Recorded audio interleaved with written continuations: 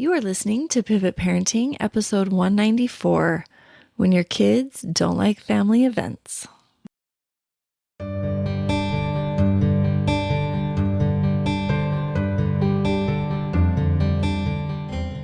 Welcome to Pivot Parenting, the place where we recognize when your parental role needs to shift and how to do it. I'm your host and parenting expert, Heather Frazier.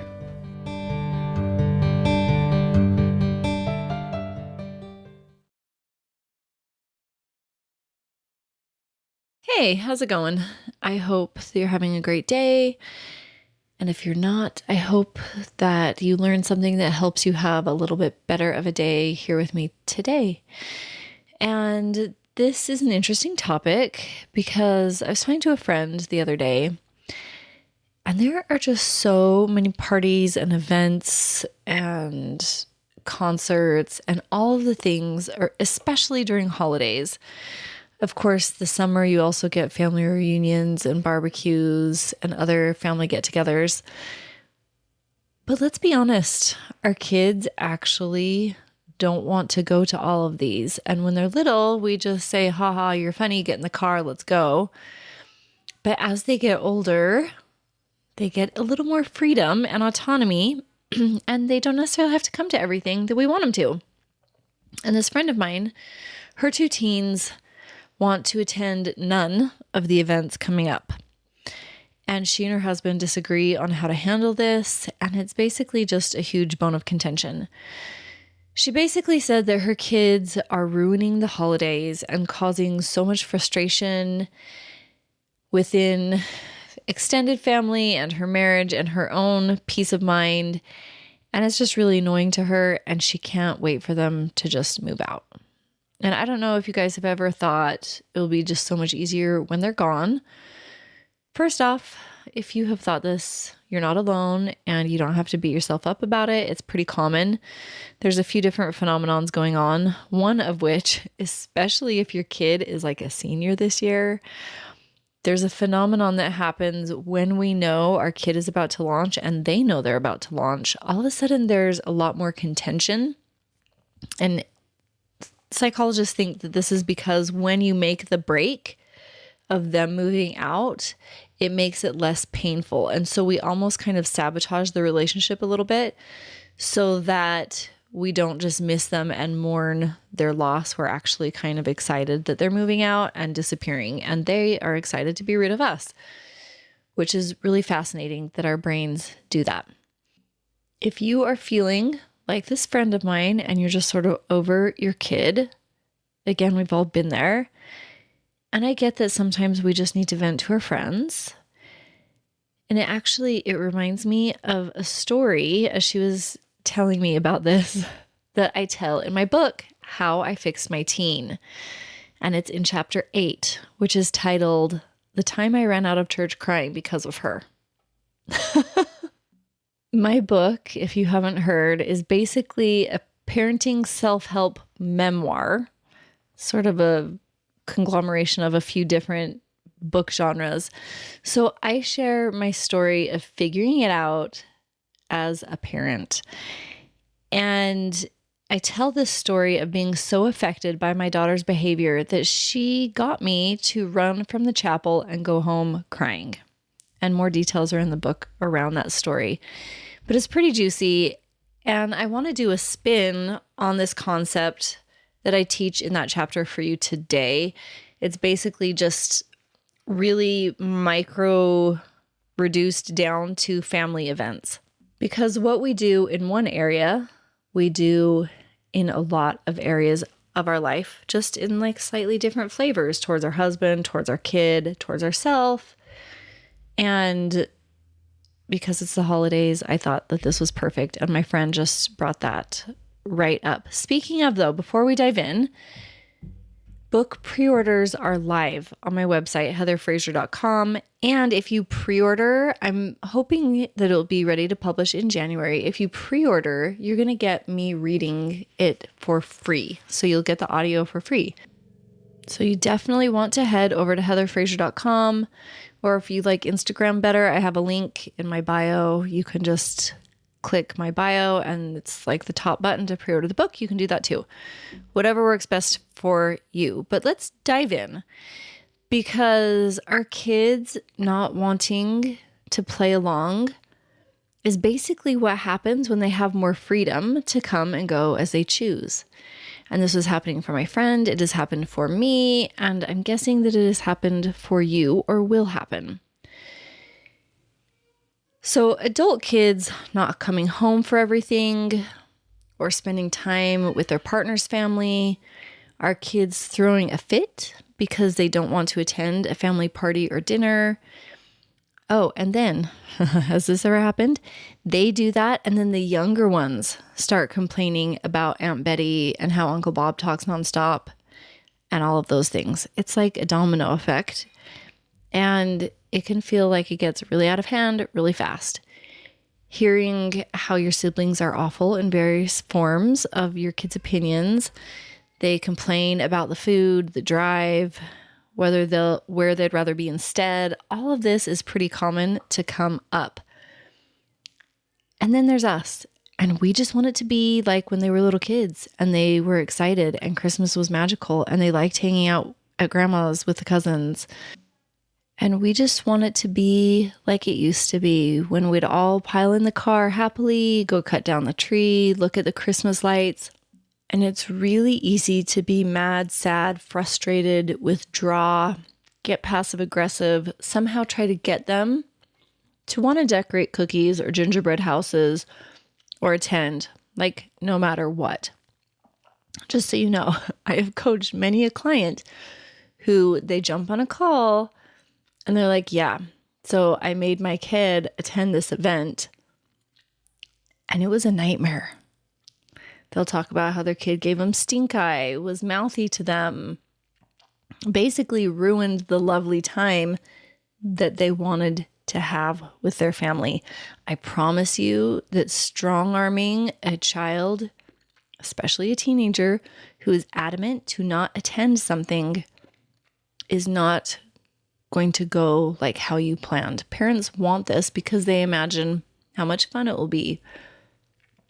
And so they get their kid to attend, but then their kid does not have fun and they ruin everybody's fun time. So we definitely don't want to do that. Parents with the best of intentions can help ruin a holiday event, family get together, if they let their brains just run wild, if they get so hung up on the detail that they miss the whole point. And then oftentimes they blame their teen for it, which just adds insult to injury. If you're strong-arming your kid to attend something and they are unhappy about that, that is a co-created situation. Sure, they could have put on a smile, but you could have also listened to their input and how they wanted their evening to go. I just want to have a disclaimer here where there may be events where you really want your child there. These events are few and far between, for real. They are the kind of events where we want them there, happy or grumpy. I cannot even think of a specific event that this would perhaps fall under. I'm sure that they exist. If one such exists for you, just be very honest with yourself of them being there is the point and not them enjoying themselves or giving you a hard time for it. And if you're honest with yourself about those terms and you still want them there, then that's great. You can entice them there with rewards or punishments as necessary. But usually we want them there not for something as obvious. There are a few sneaky subconscious reasons why parents flip out when teens don't want to attend things that can cause a lot of problems. And that's what I want to address. I want to make you aware so that you don't fall victim to them. And there's just two main things that kind of are an umbrella catch-all for most reasons. Number one is you want to create memories, nostalgia, have a specific experience to have a specific feeling. And you think it has to look a certain way to achieve that experience or feeling that you are desiring. This can sound like everyone has to be there. Everyone has to be there and be happy and having fun. It's bad if it's not magical, memorable. That means something has gone wrong or needs fixing, or my kid did it wrong if they show up and they're not having fun. If you have ever said to your kid, and I'm not saying this because I've said it for sure, like you go to Disney. Have you done this? You go to Disney when they're little and they're sitting on the curb because it's been a long day, and you just bought them their funnel cake and they're crying. And you look at them and you say, there's no crying in Disneyland. It's the happiest place on earth. If this has ever happened to you, you could be falling under this category. That to feel good feelings, that everybody has to have the right attitude and everybody has to say and do the right things. So let's put this in a Christmas situation. Let's take your basic extended family Christmas party. We think that our siblings and their spouse and all their kids, everyone has to be there and love going to the cousin Christmas party. They should bring nicely thought out gifts, beautifully wrapped, homemade food, and definitely want to stick around for hours, play games, sing the songs, play the piano. Otherwise, it's a disappointment. They're focusing on the details for the event, right? That all the spouses are there, that the cousins are getting along, that they're having fun. And if not, well, then it's a bust. This is what I like to call a you problem. We have you problems and them problems and us problems. A you problem is when we're unhappy because of the way we are thinking and feeling and perceiving the situation. Your kid does not need to fix things or attend or be happy there to keep you happy. That's a you problem. Your happiness is for you to work out, not for your kid. You leave them out of it. Now, this doesn't mean that we just have to say, oh, I'm so happy that they're not coming for the third year in a row. We can be sad about that, but nothing ever stays the same. Change is normal and good.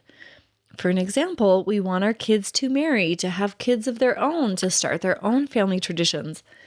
But the flip side of that is that they might spend holidays with their partner's family or just having their own individual family unit for holidays, and they won't be around. We get to learn how to manage our emotions and feel them and develop emotional strength and resilience and intelligence without our kids being involved. That's a you problem. We get to do the work. That's mainly what I teach here on the podcast, how our thinking and how we perceive situations can be improved so that we can feel better. Again, sometimes we might be sad about this. That's okay. It is okay to feel sad, but we don't want to get all blamey and victimy and say that it's our kid's fault. That's when it crosses the line into not healthy, not productive, doesn't produce good stuff in our life. Well, sometimes it can be the first family event like Christmas or a birthday without a family member who has passed on or who has decided to move far away or for some other reason, and things just aren't going to change. It is okay for us to have a sad Christmas. Did you know this? It is totally okay for birthdays, anniversaries, special occasions of any kind to come up and remind us of somebody and to feel sad. We're very complex people, critters, and we can have sadness and we can also find peace and joy and hold both at the same time should we want to. And I teach this more in depth with my clients, but we are all certainly capable of it. And so it's okay to go to the family Christmas party and know that you might be sad for a little while. There's nothing wrong with that, or disappointed, or any other emotion. Okay, the number 2 reason for why we might want our teenagers to attend events that they don't want to go to is we want our kids there to keep somebody happy. Let's continue with the same family Christmas party example. Let's say grandma has expressed her expectations of having everyone there. And she tends to get sulky, maybe even texting your kids if they don't come and being weird and passive aggressive. So you try to strong arm your teen into attending just to control her mood. You would not be the first. Or maybe your spouses, like my friend. I don't want to go either, but let's just keep mom, dad, grandma, whomever happy, okay? Like you're colluding with your teen in micromanaging somebody else's emotional state. This is not what we want to do. This is essentially condoning and supporting unhealthy emotional behavior. This is teaching your teen that their wants and feelings are less important than somebody else's, which isn't usually the case. And it's teaching them that it's our job to manage other people's feelings, which is impossible and unhealthy. It's teaching them that people-pleasing is a good idea, which is not true. The last thing that we want to do if we have been dealing with somebody that doesn't like boundaries is teach our kids how to manage their emotions around them, because that is just passing on emotional lack of intelligence from one generation to the next. Let's teach our kids something healthier, something that actually will serve them better in their life, even though whomever we're putting those boundaries around may not like it. That's okay. It is good for our kids to see that their wants and needs are valid, just as valid as grandma's.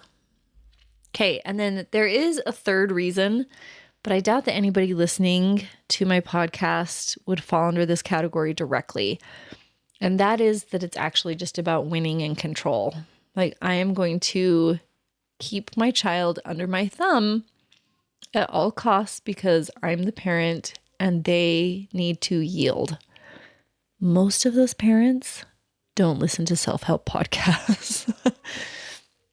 And this, for these types of people, this crops up in every aspect of parenting and life. It can often be tied with abusive behaviors. So maybe you're dealing with a spouse or extended family member that plays this game. And if so, boundaries and letting people be upset is the antidote. And if this is you, please book a free consult call with me and we can chat more in depth. Because these types of people usually don't do any emotional work themselves, and they usually don't resolve, the issue does not resolve itself. You actually need somebody helping you through situations like this. But the pivot that I offer is the same for any combo of these three, which is, you can choose your own flavor of how to say this, but mind your own business, clean up your side of the street, separate you problems from them problems. So like your mother-in-law being unhappy that you didn't attend, that's a her problem and you don't need to worry about it.